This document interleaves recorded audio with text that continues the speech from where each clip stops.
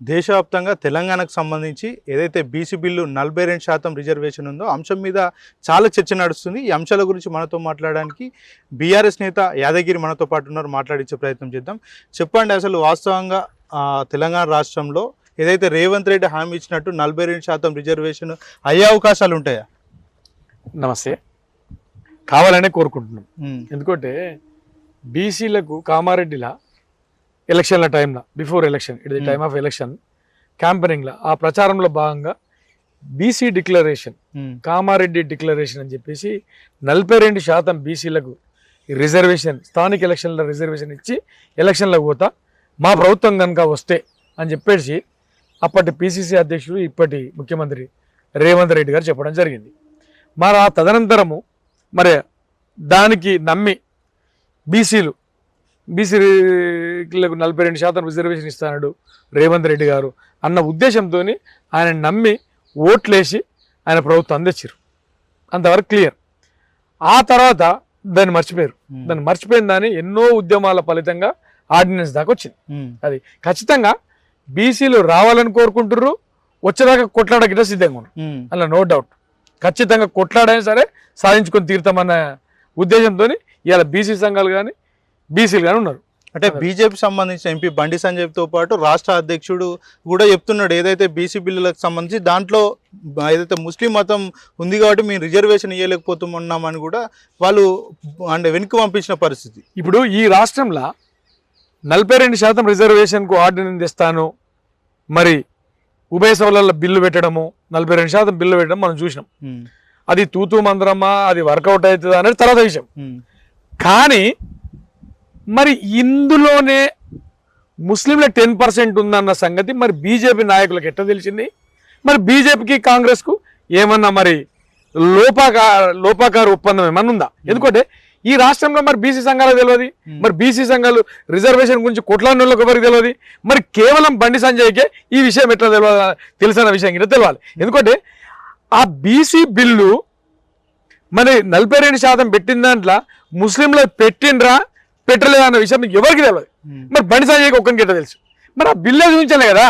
ఆ బిల్లు చూపించాల్సిన బాధ్యత కూడా కాంగ్రెస్ ప్రభుత్వం మీద రేవంత్ రెడ్డి మీద ఉంది. ఫస్ట్ ఆ బిల్లు 42%లో ముస్లిమ్స్ ఉన్నారా లేరా అనేది మరి బిల్లు చూపిస్తే తెలుస్తుంది మనకు.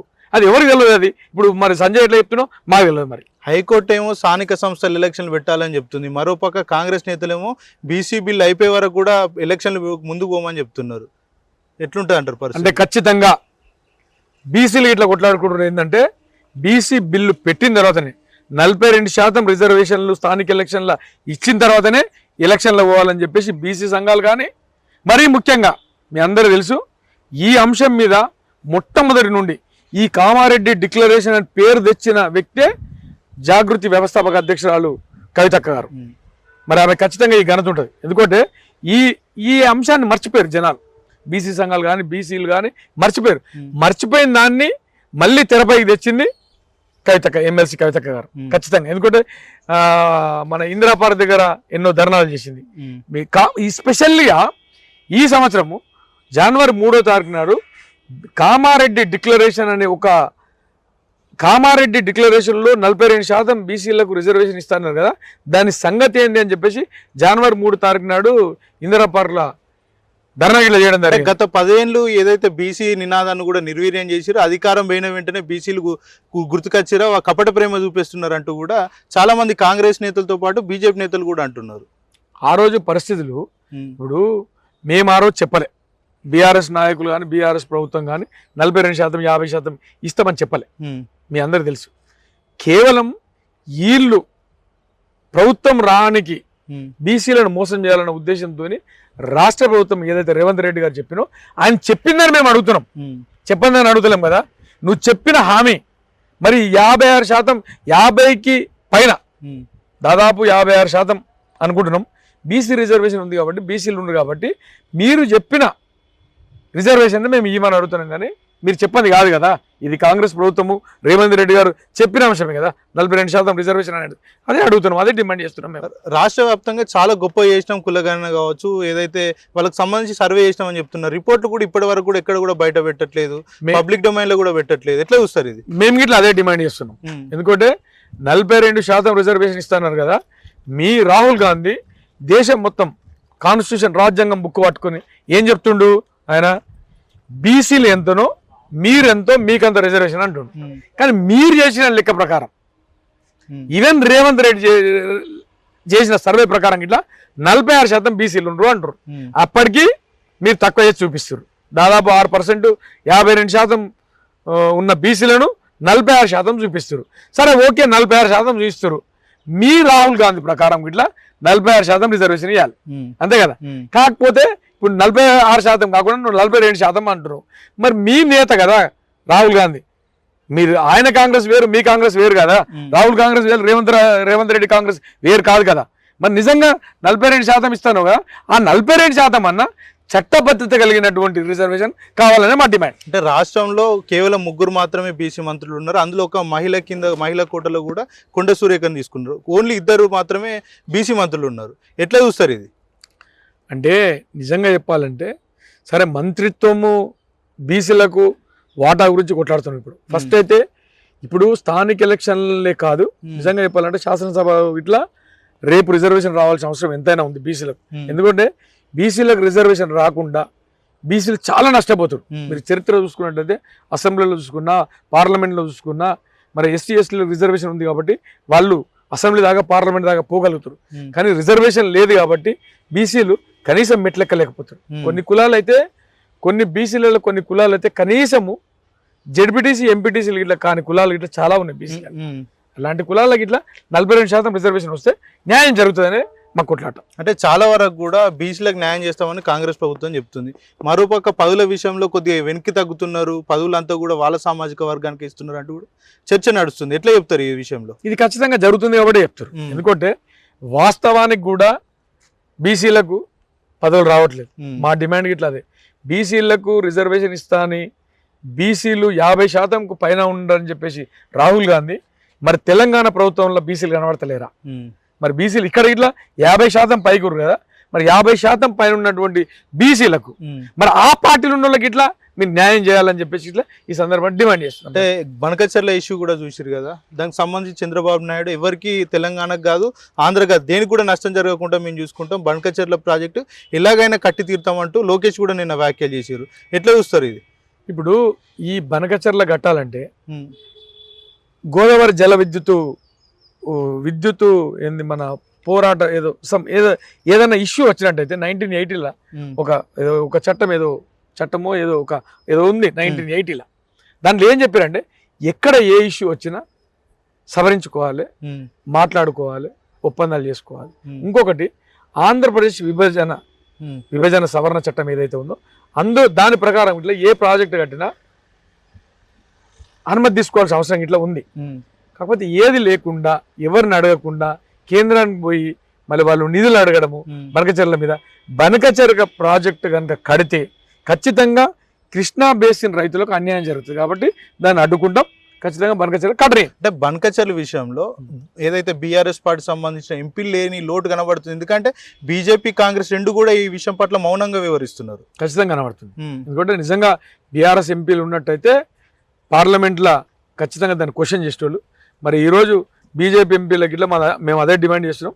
ఖచ్చితంగా బనకచెర్ల ఇష్యూలో బనకచెర్లను కట్టలేదు. కట్టినట్టయితే తెలంగాణ రైతులు అన్యాయం అయిపోతారు, వాళ్ళకి అన్యాయం జరుగుతుంది. ముఖ్యంగా రైతాంగానికి తీవ్రం అన్యాయం జరుగుతుంది కాబట్టి బనకచెర్లను అడ్డుకొని తీరుతాం. అంటే ఏదైతే కాంగ్రెస్ పార్టీ అధికారంలోకి రాకముందు చాలా మందికి, అంటే చాలా సిచ్యువేషన్స్ కూడా వాడు చెప్పారు, ఎవరైతే అమరవీరుల కుటుంబాలు ఉంటే అదేవిధంగా ఉద్యమకారులు ఉంటారు వాళ్ళందరూ కూడా తప్పకుండా న్యాయం చేస్తామని చెప్పారు. 20 నెలల కాలం కూడా పూర్తి అవుతుంది, ఇప్పటికి కూడా ఎవరిని కూడా పట్టించుకున్న దాఖలు పూర్తి మొత్తంలో కనబడట్లేదు. ఖచ్చితంగా కాంగ్రెస్ హామీల ప్రభుత్వమే, పనిచేసే ప్రభుత్వం కాదు కాంగ్రెస్. ఇది అందరికీ తెలుసు. మరి 20 నెలల తేట తెల్లం అయిపోయింది. మీరేంది పాలకు పాలు నీళ్ళకి నీళ్లు తేలిపోయింది. ఎందుకంటే ఏం చేస్తాడు రేవంత్ రెడ్డి, ఏదో చేస్తా అని చెప్పేసి పబ్లిక్ను మోసం చేసి, మోసం అంటే ఒక్క విషయాన్ని గుర్తుపెట్టుకోరు, రైతు బంధు అన్నాడు, రైతు భరోసా అన్నాడు, కళ్యాణ లక్ష్మి తులం బంగారం కళ్యాణ లక్ష్మి ఇస్తాడు. ఎటుపోయింది మరి నీ స్కూటీలు ఎటుపోయినాయి? నువ్వు చేసిన హామీలల్లా ఏ ఒక్క పథకం గిట్లా సంపూర్ణంగా చేసిన పథకాలు లేవు ఆయన. అంటే కిరణ్ కుమార్ రెడ్డి చెప్తున్నాడు, ఏదైతే ఉప ఎన్నికలు ఒకవేళ వనక వస్తే ప్రజలంతా మా వైపే ఉన్నారు, మా కోట్లు వేయడానికి రెడీగా ఉన్నారు అని చెప్తున్నారు. ఇలాంటి పరిస్థితులు నెలకొని అనుకోవచ్చా? ఎవరికి? బీజేపీగా? కాంగ్రెస్ కి. చామల కిరణ్ కిరణ్ ఇవాళ రేపు ఎలక్షన్లు అయితే ఏదో తెలిసిపోతుంది కదా వాళ్ళది. ఇవాళ మీరు చేసింది ఏంది, మీ ఉద్దారకం ఏంది? ఈ 10 సంవత్సరాల బీఆర్ఎస్ ప్రభుత్వంలో ఏ రోజుకి ఇట్లా ఎరువుల గురించి కొట్లాడిన దాఖలాలు లేవు. కానీ ఈ రోజు రైతులు మొత్తం రోడ్ల మీదకి వచ్చి యూరియా గురించి కొట్లాడుతారు. ఒక జమాన్ల కాంగ్రెస్ ప్రభుత్వంలోనే ఈ క్యూ లైన్లలో చెప్పులు పెట్టే ఆనవాయితీ ఒకటి ఉండే, మళ్ళీ దాన్ని పునరావృతం చేసినటువంటి ప్రభుత్వం కాంగ్రెస్ ప్రభుత్వం. రేవంత్ రెడ్డి ఆనాటి రోజులు తీసుకొస్తా, ఖచ్చితంగా ఆనాటి రోజులు తెచ్చిండు. ఎందుకంటే ఈ చెప్పులు క్యూలో పెట్టి యూరియా లేకుండా రైతులు మొత్తం రోడ్ల మీదకి వచ్చి ఆ ప్రభుత్వాన్ని, ఆ కాలాన్ని మళ్ళీ తీసుకొచ్చాడు రేవంత్ రెడ్డి. ఆ ఘనత మాత్రం రేవంత్ రెడ్డికి ఉంటుంది. అంటే గతంలో ఎన్నడూ ఇవ్వని విధంగా మేము పేదలకు సన్న బియ్యం ఇచ్చినాం, ఇందిరమ్మ ఇండ్లు కూడా ఏ పార్టీ చూడకుండా ఇస్తున్నాం అని చెప్తున్నారు. సన్న బియ్యం తింటున్నా వారిని అడిగితే చెప్తారు ఆ సన్న బియ్యం ఏంది, ఆ నూకలు ఉన్నాయా, సన్న బియ్యం ఉందా, ఏదో గొప్పగా ఆలోచించారు. కానీ అందులో మొత్తం నూకలు ఉన్నాయి. ఇలా ప్రజలు ఎవరైతే సన్న బియ్యం అని తీసుకుంటారో వాళ్ళు తిట్టుకుంటారు. ఈరోజు అంటే హైదరాబాద్ నగరంలో మనం చూసినాం, మూసీ కావచ్చు, లేకుంటే హైడ్రా కావచ్చు, ఇలాంటి సంఘటనలన్నీ కూడా చాలా వరకు జరుగుతున్నాయి. ప్రభుత్వం కూడా ప్రజా వ్యతిరేక పనులు చేస్తుందంటూ కూడా 100% ఒక పేదోని మీద కొరడ హైడ్రా. ఎందుకంటే చాలా మట్టుకు పాపం పేదవాళ్ళ మీద వాళ్ళ ఇల్లు కూలవచ్చడము, వాళ్ళకు ఉన్న గూటి, ఏదో చిన్న గూటిని ఇట్లా కూల్చేయడం అనేది నిజంగా తీవ్ర నష్టం, అది తీవ్ర అన్యాయం ఇట్లా వాళ్ళు. ఎందుకంటే వాళ్ళకి అది మాత్రమే ఉంటుంది. దాన్ని నువ్వు కూల్స్తే వాళ్ళు ఏడిపోతారు అనేది ఇట్లా నువ్వు ఒకసారి గుర్తు చేసుకోవాలి. అట్లాంటి వాళ్లకు చాలా అన్యాయం చేస్తుంది ఈ ప్రభుత్వం. అంటే ఇందిరమ్మ ఇండ్లు పారదర్శకంగా ఎక్కడ ఇస్తుందని మీకు అనిపిస్తుందా? లేదు, అస్సలు లేదు. ఖచ్చితంగా ఇందిరమ్మ ఇల్లు అనేది పారదర్శకత లేదు అందులో. కేవలం అది కాంగ్రెస్ కార్యకర్తలకు, కాంగ్రెస్ లీడర్లకు మాత్రమే ఇస్తున్నారని చెప్పేసి ఈ సందర్భంగా తెలియదు. ఇప్పుడు 11 నియోజకవర్గాల్లో ఉప ఎన్నికలు రానున్నాయంటూ కూడా కొంతమంది కాంగ్రెస్ లీడర్లు కూడా చెప్తున్నారు. నిజంగా ఒకవేళ 11 నియోజకవర్గాలు కనుక మళ్ళీ ఎలక్షన్లు వస్తే కాంగ్రెస్ పార్టీ ఎలా ఉండబోతుంది అంటారు? కాంగ్రెస్ పార్టీ ఒక్కటి ఇట్లా గెలవది, 11కు 11 బీఆర్ఎస్ పార్టీ గెలుస్తుంది. అందులో ఎలాంటి సందేహం లేదు. ఎందుకంటే 20 నెలల్లో ప్రభుత్వము పూర్తిగా విఫలమైంది అన్ని విషయాలలో. ఏ ఒక్క హామీ ఇట్లా వాళ్ళు నెరవేర్చాలి.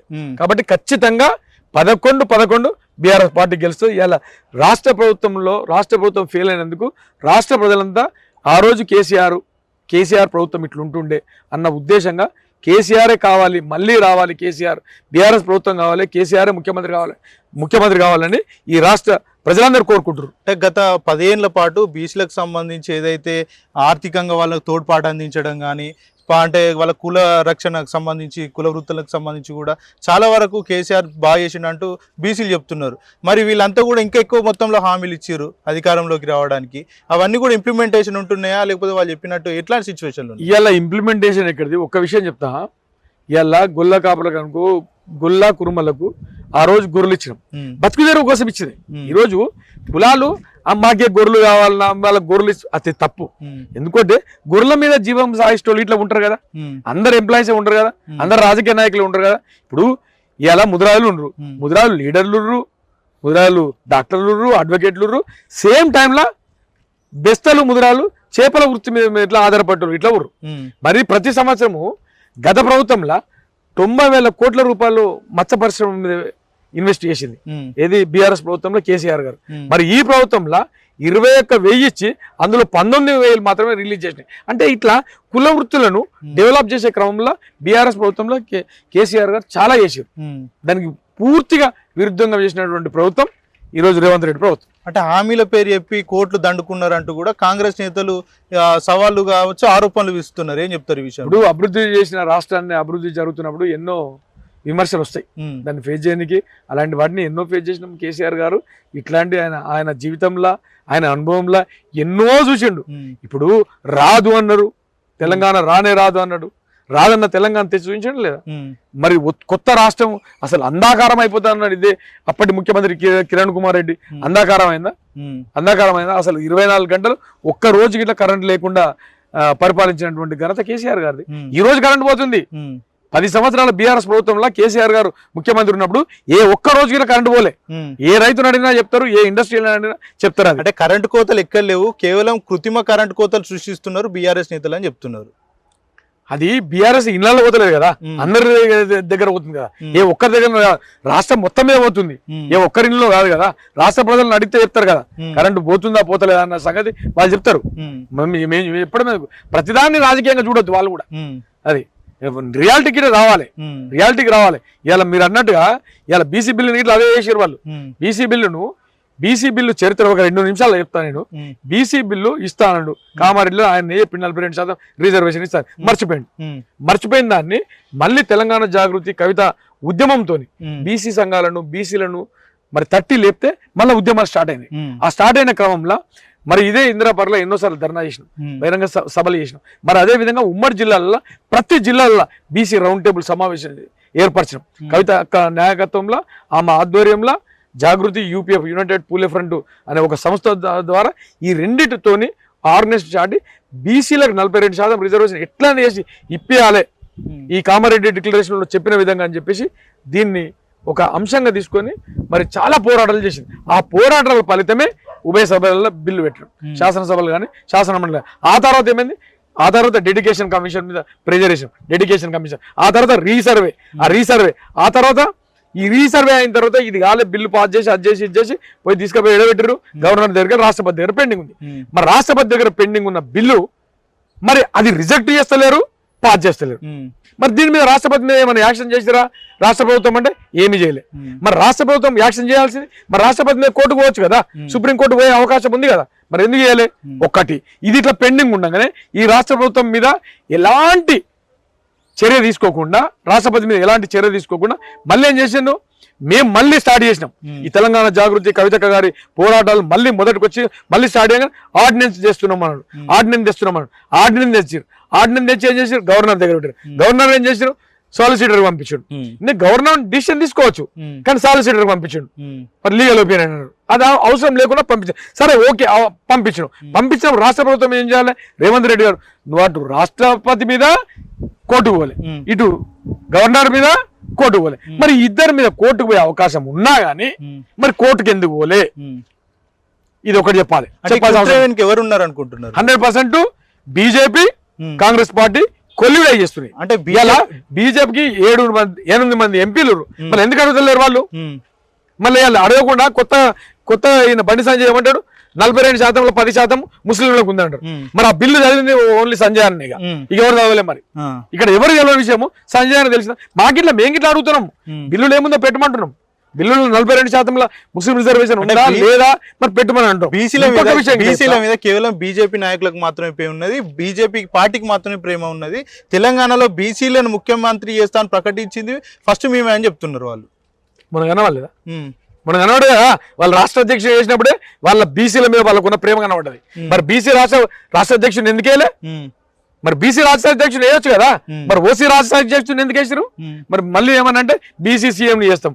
మీరు ఇవాళ రాష్ట్ర అధ్యక్షుడిని వేస్తాము అన్న దాంట్లో ఎంత నిజం ఉందో ఎవరు వేసారో రేపు బీసీ సీఎం ఇట్లా అంతే నిజము. 8 మంది ఎంపీలు ఉన్నా ఏ రోజు కూడా బీసీల గురించి మాట్లాడతలేరు. ఈ రాష్ట్రంలో ఇట్లా బీసీ రిజర్వేషన్ గురించి ఏ ఒక్క నాయకుడు కూడా బీజేపీ నాయకుడు మాట్లాడిన దాఖలాలు లేవు. కేవలం తెలంగాణ జాగృతి ప్రధానమంత్రినే బీసీని చేసినాం, మేము రిజర్వేషన్లు ఎందుకు అడ్డుకుంటాం, కేవలం దాంట్లో ఒక సంబంధించింది ఒక వర్గం సంబంధించింది తీసేస్తే మేము ఖచ్చితంగా ఆమోదిస్తామని చెప్తున్నారు. మేము ఇట్లా అదే అడుగుతాం. ప్రధానమంత్రి బీసీ అంటున్నారు కదా, ఆ ప్రధానమంత్రి గారు మరి ఈ 42% రిజర్వేషన్ అట్లే మాకు శాసనసభలో రిజర్వేషన్ ఇట్లా శాసనసభలో చట్టసభలో ఇట్లా రిజర్వేషన్ కల్పించాలని చెప్పేసి ఇట్లా ప్రధానమంత్రి గారిని వేడుకుంటారు. ఫైనల్ ఏం చెప్తారు ముఖ్యమంత్రి రేవంత్ రెడ్డి కావచ్చు, ప్రధానమంత్రి నరేంద్ర మోడీ కావచ్చు, అమిత్ షా కావచ్చు? ఇవాళ తమిళనాడులో ఏ విధంగానైతే రిజర్వేషన్ ఉందో 69% రిజర్వేషన్ ఉంది తమిళనాడులో, ఆ విధంగా తెలంగాణలో కూడా 42% రిజర్వేషన్ ఇచ్చి మరి 9th షెడ్యూల్లో పెట్టి మరి 42% రిజర్వేషన్ బీసీల మీద.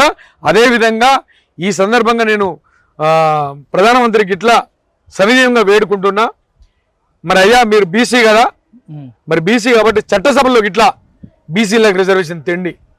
చట్టసభల్లో కేవలం కనీసం మెట్లెక్కని శాసనసభ పార్లమెంటు మెట్లెక్కని కులాలు బీసీలలో ఎన్నో కులాలు ఉన్నాయి. అలాంటి కులాలకు అవకాశం రావాలంటే చట్టసభల్లో ఇట్లా రిజర్వేషన్ ఇవ్వాల్సిన అవసరం ఉంది. మరి మీరు బీసీ కాబట్టి రిజర్వేషన్ ఇవ్వాలని కోరుకుంటున్నాం, ఇస్తానని ఇట్లా ఆశిస్తున్నాం.